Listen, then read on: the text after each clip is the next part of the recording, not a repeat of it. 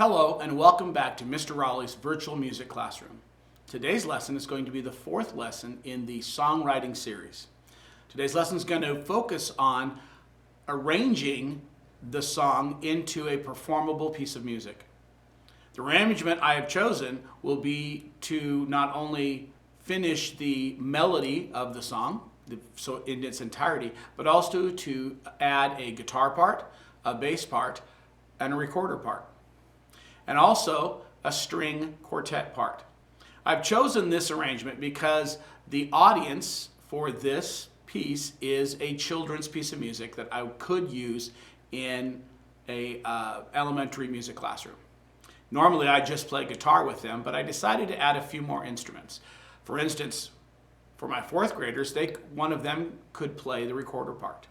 I also have older students that could play the bass and a string quartet from my orchestra that could do that. That's why I chose this arrangement. Really what this lesson's about is making choices again. Everything we do in music composition or songwriting is making choices. And I made the choices of what instruments, and now we're going to sit down and look at how and why I made those choices and what those different instruments are going to play and why. We wrote the entire melody in the third lesson.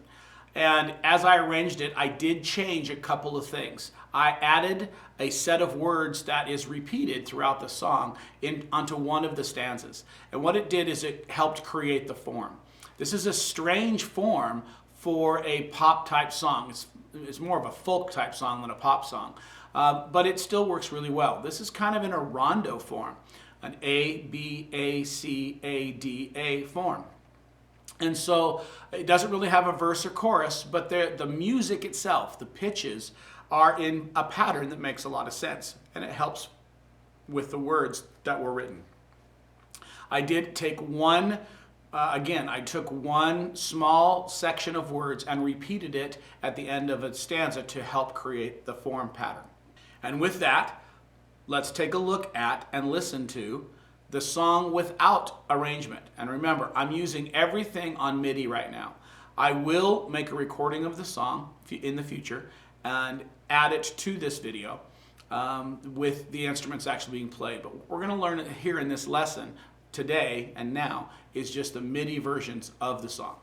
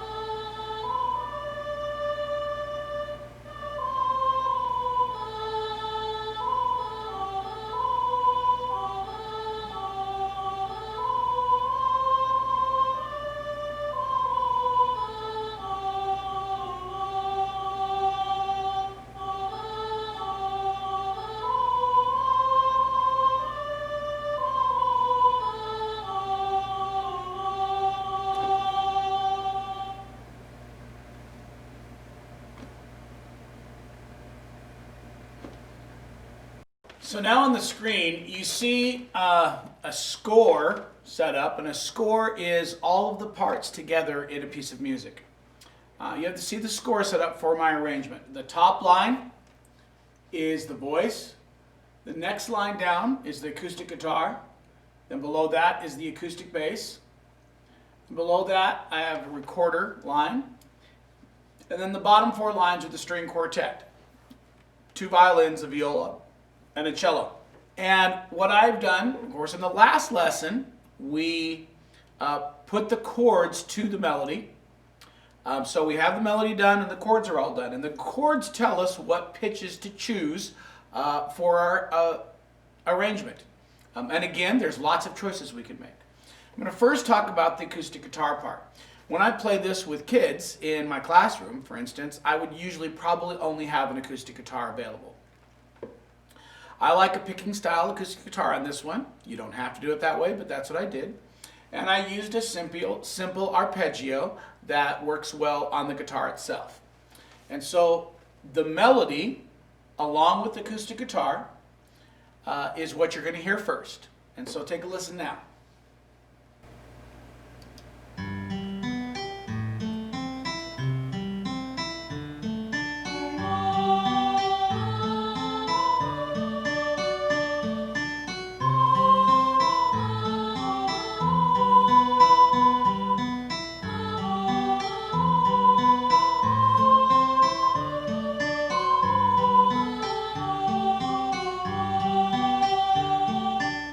That's the first phrase, the A section. It's the first part we wrote in the song, and it's the first stanza. And when I say A section, because we're going to talk about how the form came together as we arranged and added the melody to the song. So next, I'm adding the bass, the acoustic bass. So you're going to hear now the voice, the acoustic guitar, and the bass. And the bass, most of the time, probably 95% of the time in this piece, plays the root of the chord. And that is very common in folk styles of music and pop styles of music. So now we're going to hear the same section in the music with the bass.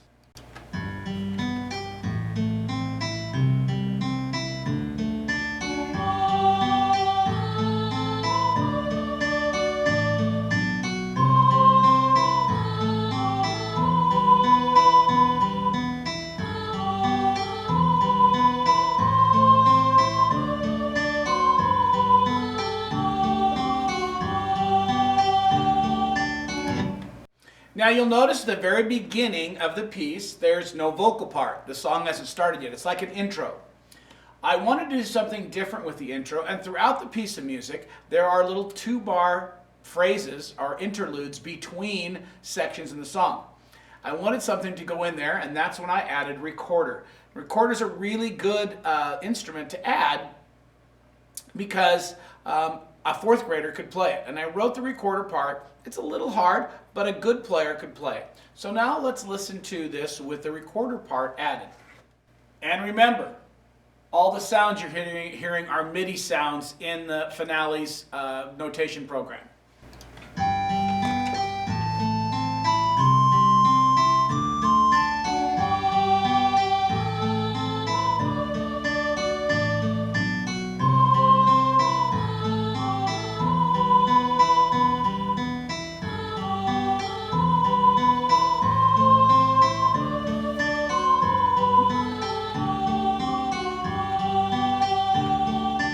And now finally, the last part that I arranged into the song was the string quartet part. And what the string quartet part it adds is like a feeling, kind of like a feeling that I wanted with the song. It's very simple chords. It's not arpeggiated usually. And so it gives us this base of the chord system underneath what the guitar is doing. In fact, let's first listen to the guitar part, the bass part, and the strings, the string quartet, without the voice and without the recorder.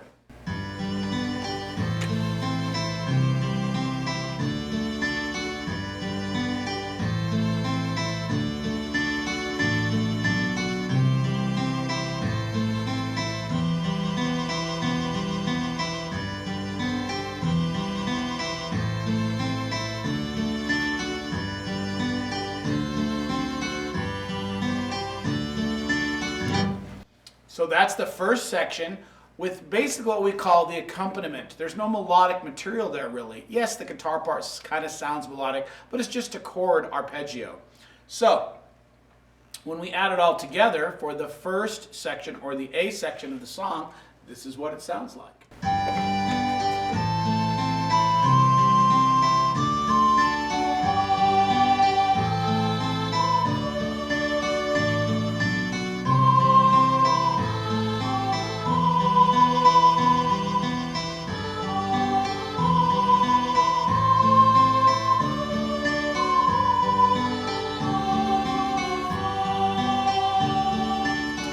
Now as we move on the song, we come to a new section.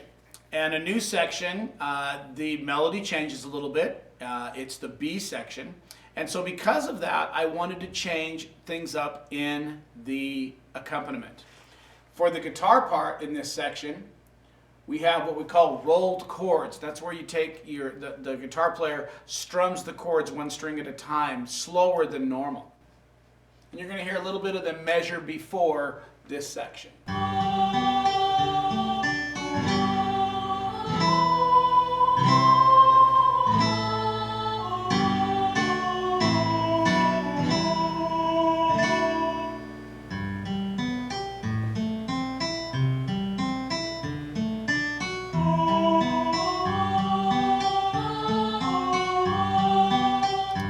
Now let's add the bass to it.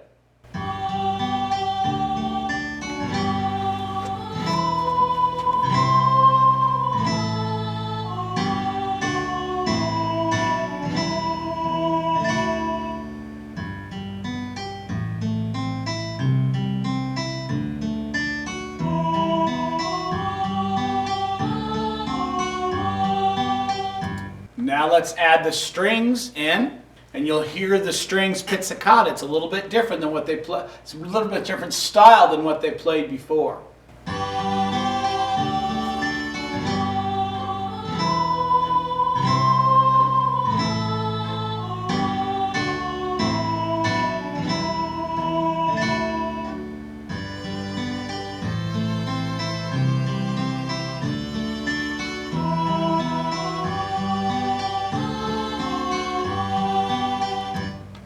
All right, then we're finally going to add the recorder in and hear the whole arrangement for the B section of the song.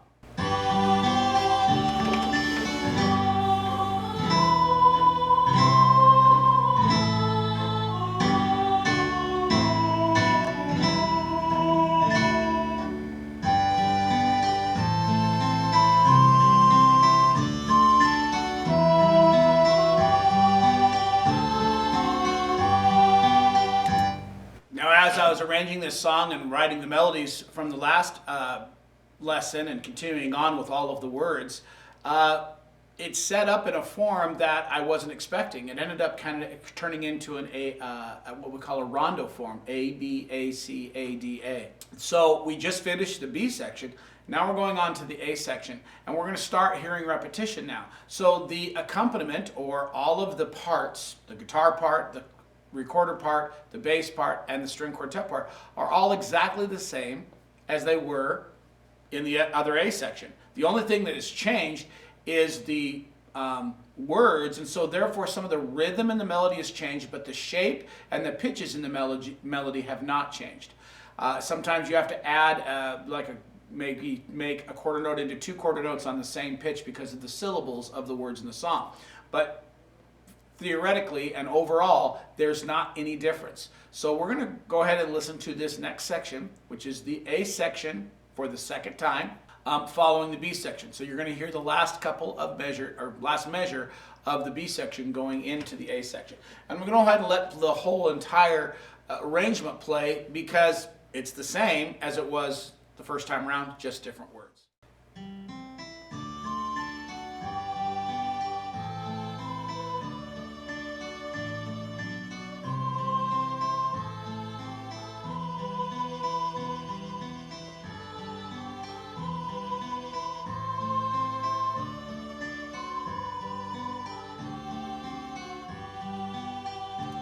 So that is the second time we hear the A section. In the next section, which we are now calling the C section, again the melody changes slightly, so it's a new section of music. I again changed the what the string quartet plays, because I wanted the string quartet to match a little bit of what the melody does with the vocal part, and I wanted it to add a little bit of a flourish, because this is the section where we talk about spring coming after winter and everything's coming into bloom, because this song's about wildflowers. So I wanted a little bit more, for lack of a better word, excitement to happen underneath the melody. So let's, again, this time we're going to listen to the melody and guitar first, and then we're going to listen to the melody and the string quartet, and then we'll put it all together. So first, melody and guitar, so you can hear the chords working.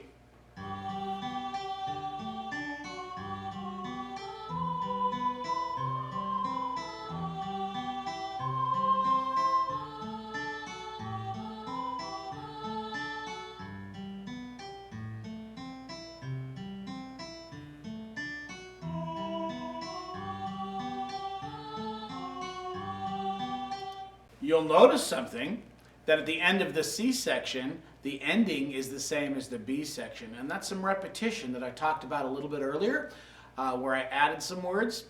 This is one of those spots. Now let's add just the voice and the string quartet, no guitar this time, to the same section. And you should hear that the violin one, the first violin player in the string quartet, is playing the same thing as the singer is singing.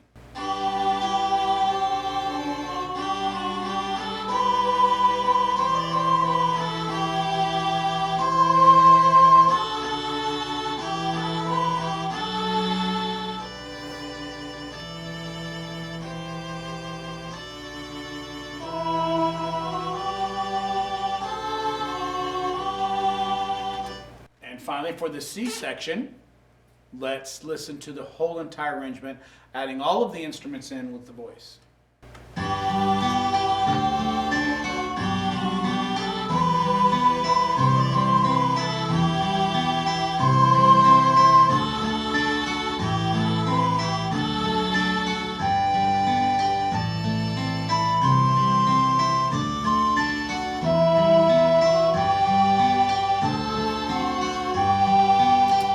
We're just going to go on, because guess what? The next section is the A section again. So we've had A, B, A, C, and now we're back to A again.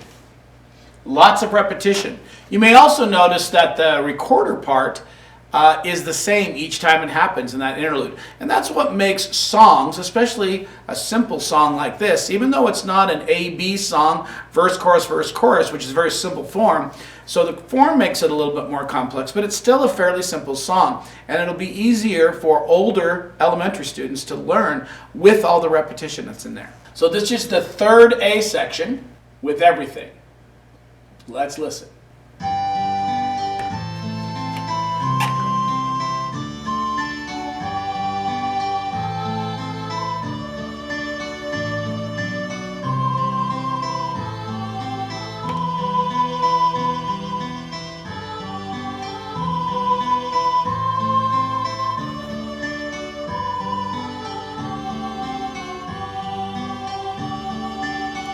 And finally, the D section, the last section that's different than the A, and creating our rondo form, or A, B, A, C, A, and now D form.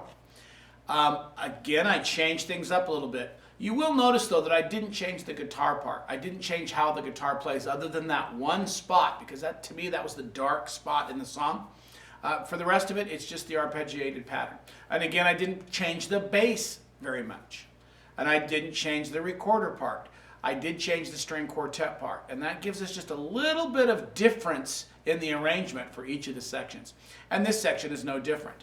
What I did here was I put the string quartet parts in what we call tenuto, which is playing a note at full value with very little break in between. But tenuto quarter notes in the string quartet through this part of the song. It's just a little bit of a change. And the way the voicing is a little bit different, but it's still following the same chord progression that we've had before. But this chord progression in the D section has some slight differences. That's what makes it the D section. And the melody, of course, is different as well. So here is the D section, and we'll listen to vocal guitar first, and then we'll add the other parts in afterwards.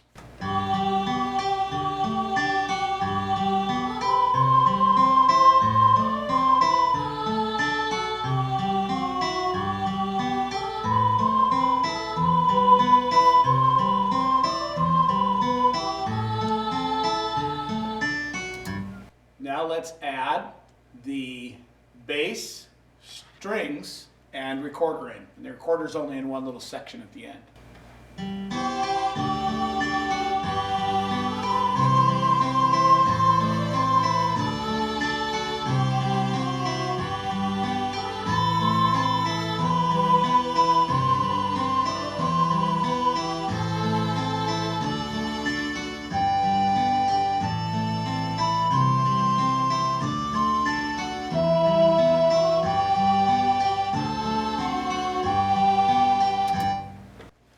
So you heard the section that has the "These are the colors that we see" in it, with the little interlude and the recorder first. That is the third time we've heard that. So at the end of the B section, the C section, and the D section, we heard those words. And that was one of the things that I talked about again earlier in the lesson that I added, so there was some pattern to the piece along with the form. So it kind of makes sense that we're talking about the colors, Mother Nature's paintbrush, and these are the colors that we see. In our original song that we wrote, the words we wrote, it was only there once or twice, and I wanted the pattern to be the same. And then finally, we're back to the A section for a final time. And the only difference that I did was I repeated the very last half a phrase to end the song, partly because it's the title of the song, and it's what the message that we were trying to say with our song. That these are the colors that we see. Mother Nature's paintbrush. What Mother Nature's paintbrush is. So you'll listen to the A section. Again, I'm not going to go over all the parts, but I will talk about some things that I did within the arrangement afterwards. So let's listen to just the last A section of the song and the ending.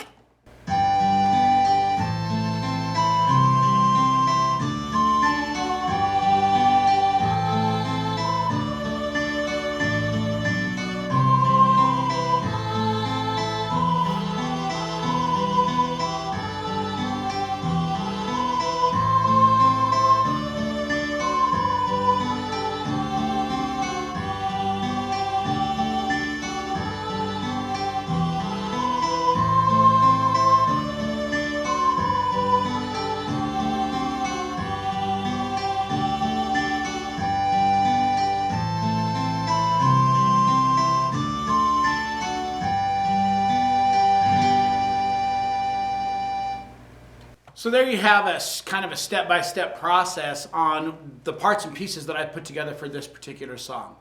Again, there are no rules or ways that you have to do it. I chose a certain group of instruments that I wanted for this particular song, and I put them together. One of the things that goes along with arranging is understanding articulations. Articulations are how we play an instrument. So in the string quartet part, I said earlier that we went to pizzicato. So pizzicato is when they go from using the bow to plucking the strings. So there's a marking that you put in music for pizzicato. And then when you need to go back to bow, you have to put another marking in to the music called arco, and that tells the musicians to go back to their bow. Another thing that we need to realize in arranging is dynamics. Dynamics are very important. So the dynamics do two things. First of all, the feeling or the emotion of the song can dictate what dynamics are. You know, if you want to get softer because you're quieter or darker, you want to get louder because the words in the song are more exciting or celebratory. But sometimes the dynamics you use are to help balance. So we want to always hear the vocal in here. Now the vocal may get quieter or softer, and in a performance it's going to change, and the instrumentalists will listen to the vocal performer and change their performance accordingly. That's what performing is all about. But when you're writing music, you want to give them an idea. So I could hand out this music to a group of musicians and we could do the arrangement, record it, and make it good. But they need to know when to play soft and when to play loud. So the dynamics are part of your arranging process, making sure that you have dynamics that work.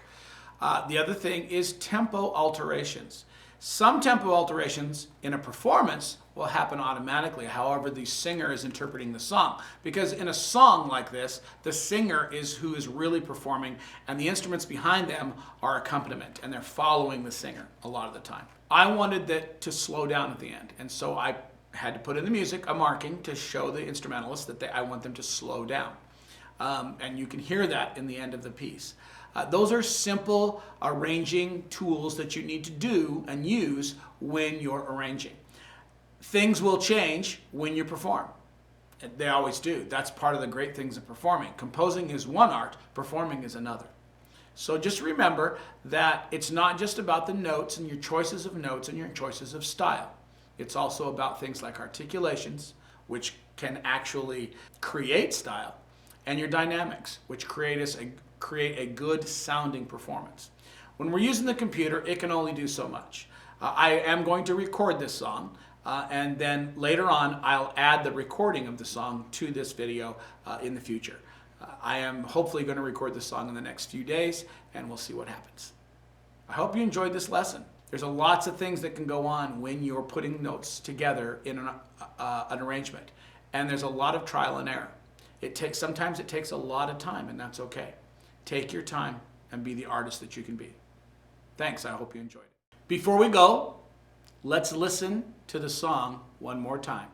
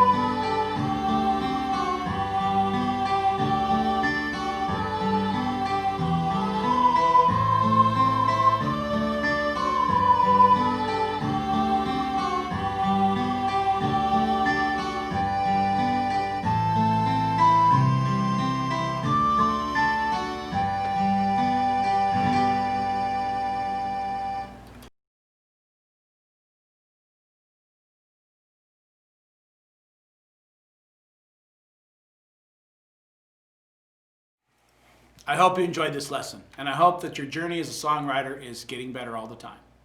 Remember always to like, share, and subscribe. Thank you.